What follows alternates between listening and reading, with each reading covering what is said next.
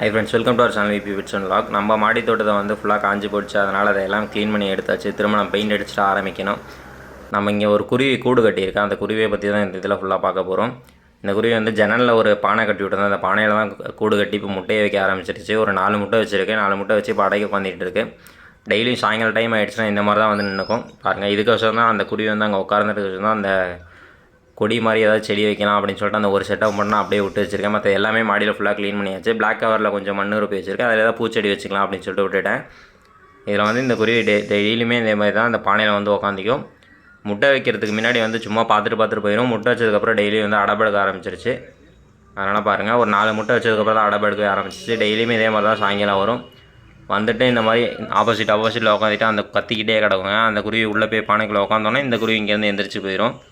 பாருங்கள், உங்களுக்கு தெரியும். இந்த குருவியோட பேர் என்னன்னு எனக்கு தெரியலை. உங்களுக்கு தெரிஞ்சால் நீங்கள் கமெண்ட்டில் சொல்லுங்கள். இந்த வீடியோவில் பாருங்கள், கொஞ்சம் கிளியராக வரும். இது மே 13 ஃபஸ்ட் டேக்கு வச்சுச்சு. இது எப்போ ஆச் ஆகும்னு தெரியலை. ஓகே, இதோட அப்டேட்லாம் வேணும்னா நம்ம சேனலை மறக்காமல் சப்ஸ்கிரைப் பண்ணி வச்சுக்கோங்க. பக்கத்தில் இருக்க பெல் ஐகானை கிளிக் பண்ணி வச்சுக்கோங்க.